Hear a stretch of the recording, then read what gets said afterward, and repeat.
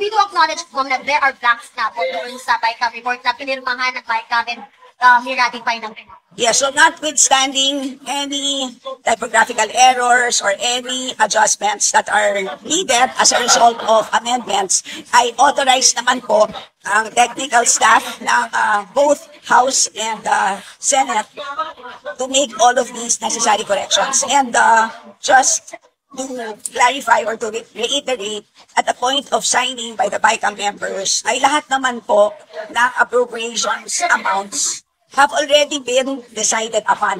Ibig sabihin, lahat po ng naging corrections ng ating technical staff, lahat po yan ay ministerial na lamang. Ibig sabihin, calculator activity na lang po. So, lahat po, wala na po silang discretion. Dahil lahat po ay decided na po by the BICAM members at the point of signing. Considered typographical error daw po yung pag-fill in the blanks ng mga amount. There are some typographical error.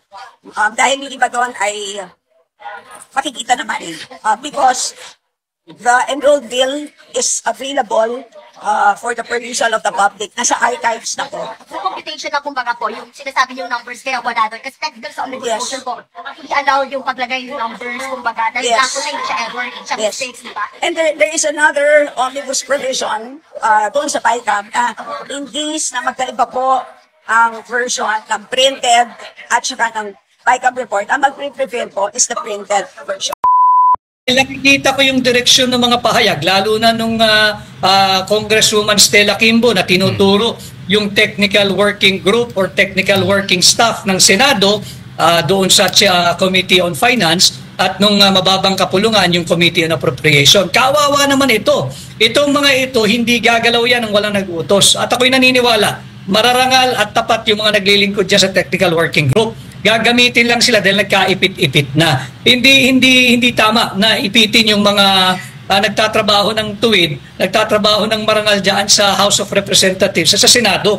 Dapat dyan managot yung kung sino talaga yung may makating kamay na naglagay ng mga malalaking halaga, daang bilyong pisong halaga dyan sa iniwang blanco ng Bicameral Conference Committee report.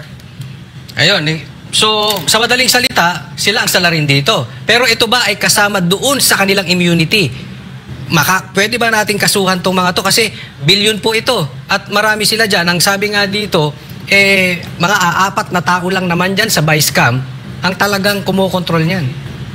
Ito nga maganda, Coach Oli. We have to identify kung BICAM ba ang tumira nito mga daang bilyong pisong halaga, being the third chamber or third house. Kasi baka meron pang fourth chamber. Baka meron pang fourth house. Sino-sino kaya ito? Kaya nga lagi kong tanong, sino yung may makating kamay na naglagay ng halaga dyan? Babae ba siya? Lalaki ba siya? Tandem ba sila o marami sila? Ito yung dapat nating malaman. And I'd just like to take this opportunity that even the two former Senate presidents, no less than former Senate President Frank Drilon said, ito yung pinaka-corrupt na national budget na kanyang nakita. Sinabi rin ni Senate President Tito Sen, na akin din naman kaibigan, na may talagang maraming blanco at mali yung prosesong ginawa dito sa paglimbag ng 2025 budget. Ganon din yung sinabi ni Senador Ping Lacson. Tatlong senador na ito, pang-apat, yung kapatid mismo ni Bongbong Marcos, si Senador Amy. So kung titingnan mo, apat na senador, dating dalawang Senate President, at itong tatlong ito ay kumakandidato sa ilalim ng sariling partido ni Bongbong Marcos. So tatlo rito ang nagsasabing may blanco at hindi dapat pinirmahan itong unconstitutional budget. Ito nga, sinabi nga na-discuss ko itong kay Drilon na sinabi niya, ito ang pinaka-corrupt. Pero meron din siyang binanggit patungkol doon na ito raw ay pinupolitika lang. Parang ang pinapalabas dito, ang mastermind dito si PRRD. Dahil yung nagpalutang daw, siguro kayo, si Ungab, kung sino-sino man, again, connected kay PRRD. Ang issue dito is corruption, hindi politika.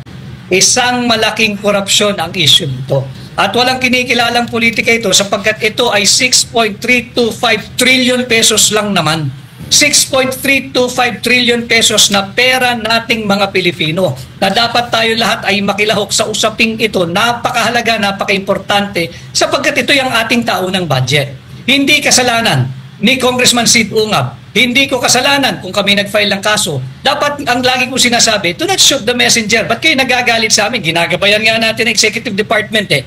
We're giving them the benefit of the doubt, pero tila sila nagtatanggol sa both houses of Congress dahil you do not shoot the messenger. Aming linahan ito dahil obligasyon ng bawat Pilipinong makakasaksi ng ganitong napakalaking krimen, napakalaking korupsyon na ilantad at ilahad sa taong bayan ang kanyang nasaksihan at nakita at nalaman. Hindi pwedeng ganun lang natin tratuhin itong napakalaking krimen, napakalaking korupsyon na ating nadiskubre.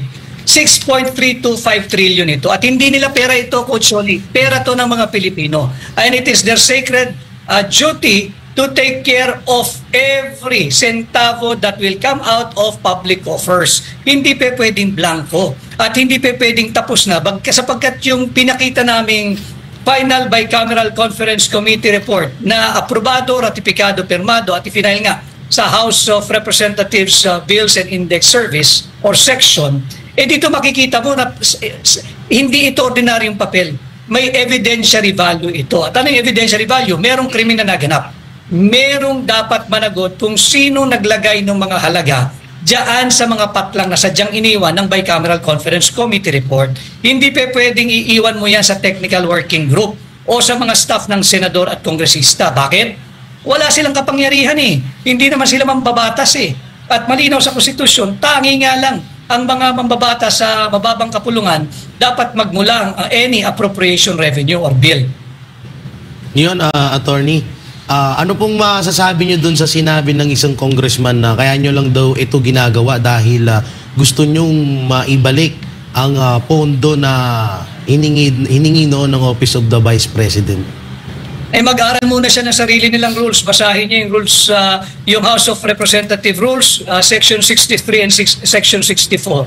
At tigilan niya yung pagbabitaw ng salita na wala namang katuturan sapagkat paano naging issue ito ni Vice President Inday Sara? 6.325 trillion ang pinag-uusapan dito. Alam ko kung bakit sila nagre-react ng ganito at natatakot na ma-issuehan ng TRO.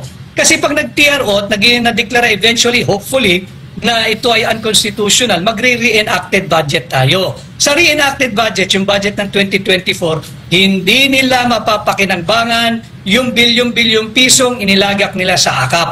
Hindi nila mapapakinabangan yung bilyong-bilyong pisong inilagay nila sa AIX. At dyan sa tinatawag na unprogrammed appropriation o yung kanilang mga pet project na itinatagot kilala, higit sa tinatawag na pork barrel. Dyan sila natatakot. Attorney, may mga nagtatanong din po ng mga kababayan natin, paano naman po daw si ano daw ang magiging pananagutan ni dating si Saldico dahil diba kakaalis niya lang at napalitan siya ni Kimbo tapos biglang lumabas po itong na-discover po itong issue about BICAM. Ano pong magiging parusa or maipapataw na sa kanya rito?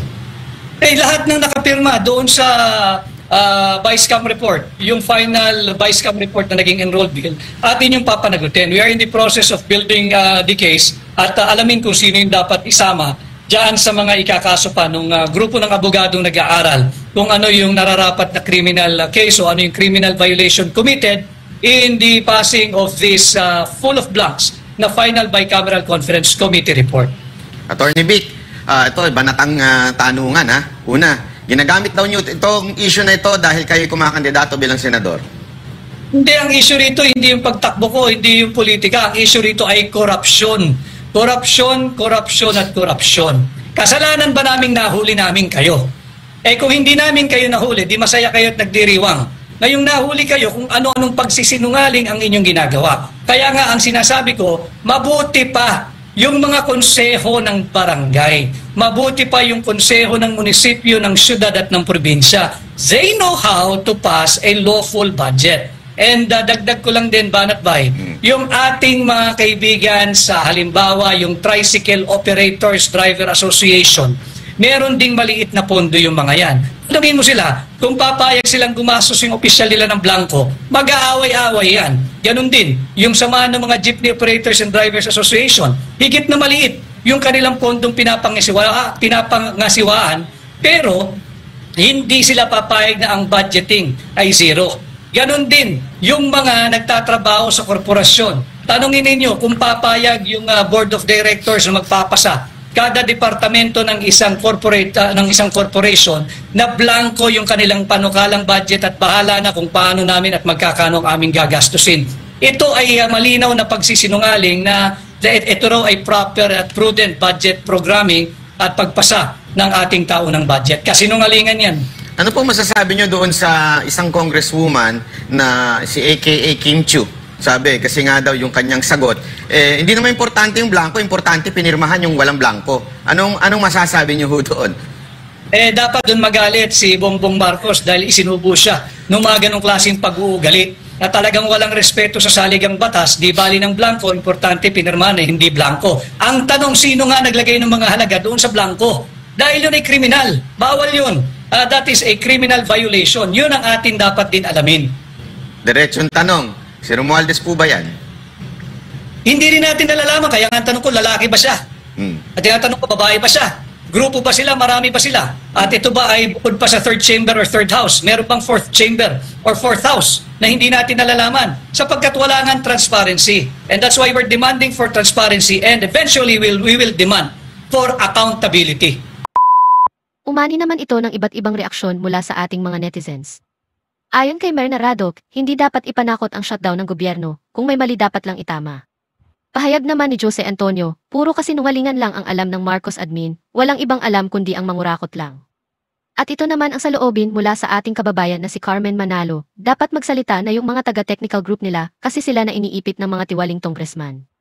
Mga kababayan, feel free to comment below para maglabas ng saloobin sa balitang ito.